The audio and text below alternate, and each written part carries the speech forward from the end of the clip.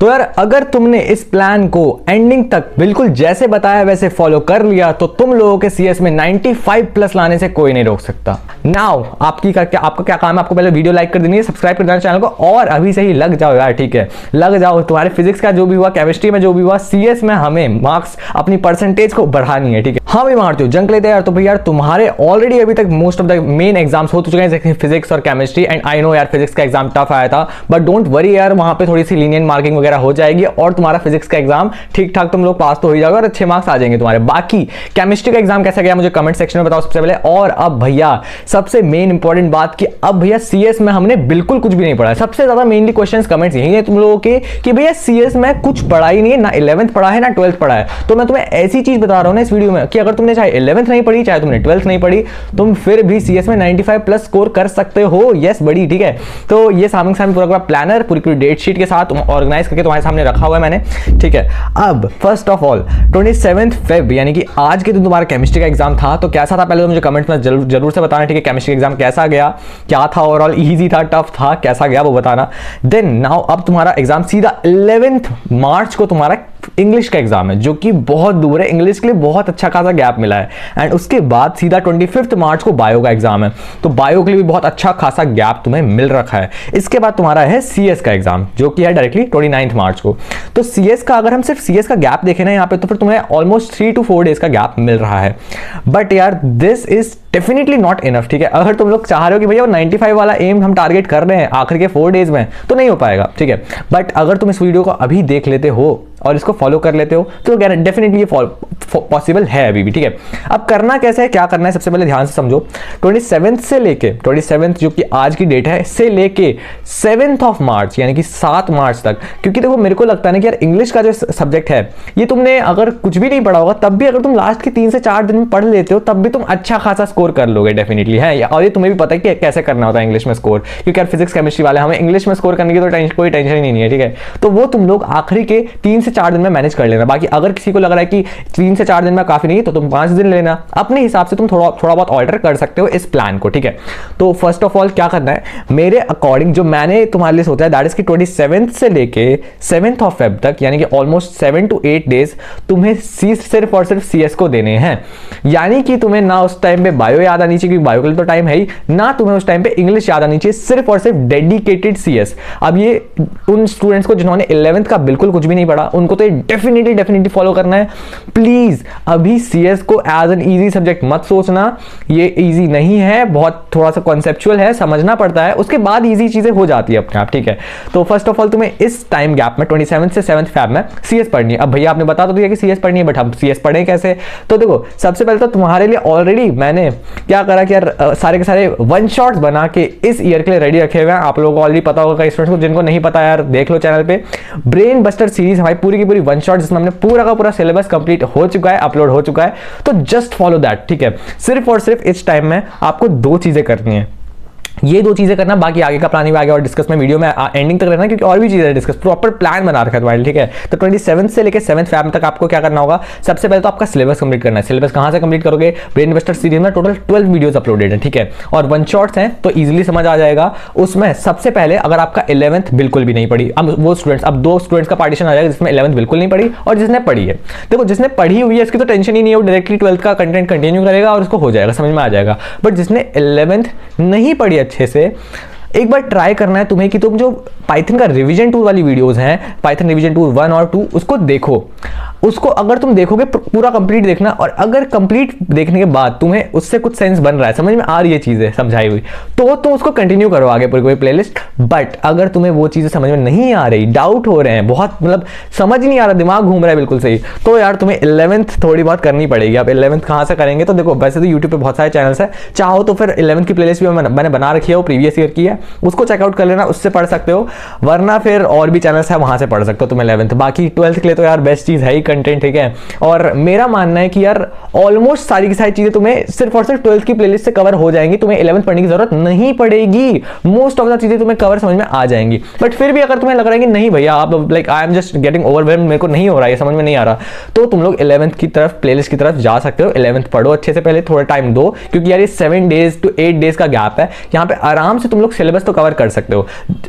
Sorry जिन students ने already पढ़ रखा है, चैनल पे थोड़े बहुत वन शॉट्स देखे हुए हैं, तो उनके लिए बहुत ईजी होगा। अब देखो यहाँ पे 7 डेज ना, 7 to 8 डेज में आपको सिर्फ सिलेबस कंप्लीट नहीं करना, क्योंकि सिलेबस कंप्लीट करने के मुझे लग रहा है कि आप मिनिमम दिन में 3 से 4 घंटे भी दोगे तो भी 2 से 3 दिन के अंदर, 3 दिन मैक्स के अंदर आपका सिलेबस कंप्लीट हो जाएगा, ठीक है। तो मैं मान के चल रहा हूँ 3 दिन आपने आराम से वन शॉट्स देखे, लेट्स सपोज 27-28 को भी मान लो, 1 तारीख से भी अगर आप शुरू कर रहे हो तो 1 2 3 दिन में आपका सिलेबस कंप्लीट हो गया।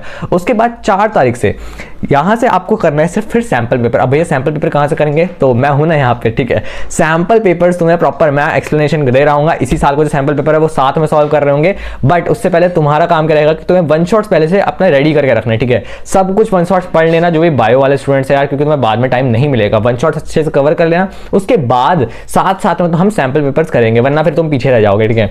तो वन शॉट्स कवर कर लिए, फिर सैंपल पेपर्स हम इन बाकी के दिनों में कर रहे होंगे, यानी कि 27 28 29 आप जिस भी तरीके से करें, लास्ट फाइनल 3 तारीख तक मैं आपको डेट दूं, 3 तारीख तक आप लोगों ने सिलेबस कंप्लीट कर लेना है अपना अच्छे से, ठीक है। और नोट्स वगैरह भी डाउनलोड कर लेना है। अच्छा नोट्स नहीं मिल रहे तो फिर देखो यार, पहले अगर तुम चाहो तो फिर डायरेक्टली पहले तो जो हमारा टॉपर्स पैकेज है उसको परचेज कर लो, बहुत अफोर्डेबल कंप्लीट सिलेबस के नोट्स मिल जाएंगे, 100+ आउटपुट बेस्ड क्वेश्चंस मिल जाएंगे, चीट शीट्स मिल जाएंगी और फाइल हैंडलिंग के टॉप 10 क्वेश्चंस मिल जाएंगे, ठीक है, सिलेक्टेड क्वेश्चंस।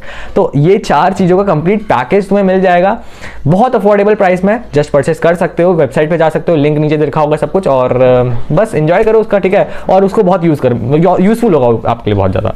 नाउ उसके बाद जाके नोट्स वगैरह आपको मिल गए, ट्राई करो कि अगर नोट्स प्रिंट आउट हो जाएं तो प्रिंट आउट करवा लो, ये बहुत इंपॉर्टेंट है, क्योंकि यार तुम्हारा जो है 29 तक का एग्जाम, 29 तक का जो एग्जाम है ना, यहाँ पे तुम्हें ओवरऑल तुम नोट्स से ही सबसे ज्यादा पढ़ रहे होगे डायरेक्टली। अब तुम ना सुमिता अरोरा खोल सकते हो, ना तुम प्रीति अरोरा, तुम्हारे पास इतना टाइम नहीं है, प्लीज ट्राई टू अंडरस्टैंड, ठीक है। तो तुम्हें सिर्फ नोट्स से पढ़ना है, वन शॉट से पढ़ना है।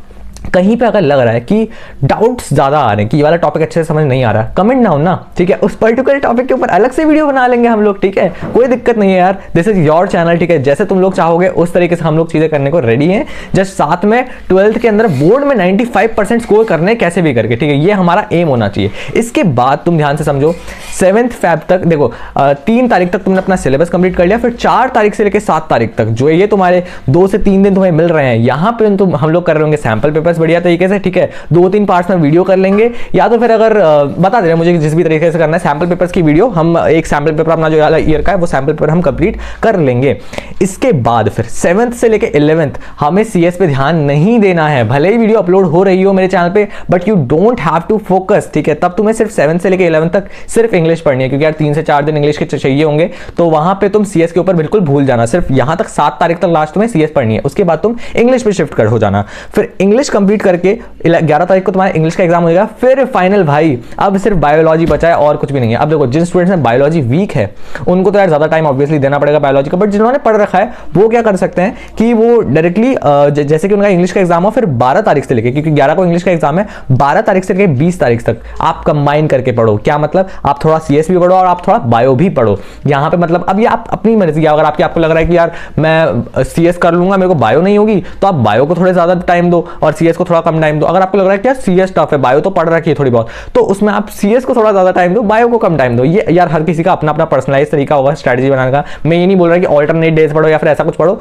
बट ट्राई करो कि एक दिन में एक ही सब्जेक्ट पढ़ो, ठीक है, क्योंकि फिर जाकर बहुत ज्यादा हौश पौश हो जाता है माइंड में यहाँ वहाँ। तो एक दिन में एक सब्जेक्ट प्लान करो, ऑल्टरनेट डेज करोगे तो सबसे बेस्ट है मेरे हिसाब से, ठीक है। बट 12 तारीख से 20 तारीख और उसका 20 के बाद 20 से लेकर तुम्हारा जो 25 तारीख होगी, ये 4 से 5 दिन सिर्फ बायो पढ़नी है तुम्हें, क्योंकि यार रिवाइज करना होता है, बहुत सारा स्टफ होता है, कंप्लीट रिवीजन करना 20 से लेके 25 तारीख तक। बट 20 तारीख से पहले मतलब कि 12 तारीख से लेके 20 तारीख तक तुम लोग सीएस पढ़ सकते हो। अब भैया यहाँ पे हम करेंगे क्या इस वाले गैप में, पिछले वाले गैप में तो तुमने सिलेबस कंप्लीट कर लिया, उसके बाद तुमने सैंपल पेपर्स भी देख लिए, अब इस वाले गैप में बात आएगी पीवाईक्यूज की, ठीक है। तो यहाँ पे हम भर भर के पीवाईक्यू करेंगे, क्योंकि हमारे मैथ्स वाले स्टूडेंट्स का भी एग्जाम हो चुका होगा, उनका तो कोई चिलिंग हो जाएंगे, अब तो सिर्फ उन लोगों का सिर्फ सीएस का एग्जाम बचा होगा, तो वहां पे हमें सिर्फ और सिर्फ पीवाईक्यूज के ऊपर फोकस करना है। तो we will be doing PYQs plus MCQs की सीरीज चल रही होगी, हो सकता है कि हम लाइव क्लासेस भी ले रहे हो। तुम कमेंट्स में बताना कि तुम्हें लाइव क्लासेस वगैरह चाहिए होंगी या फिर नहीं, साथ में इंटरैक्ट करेंगे, प्रॉपर एकदम चीजें करेंगे। बट देखो सिलेबस मैंने ब्रेन बस्टर सीरीज में बहुत डिटेल में बता रखा है, अच्छे से बता रखा है,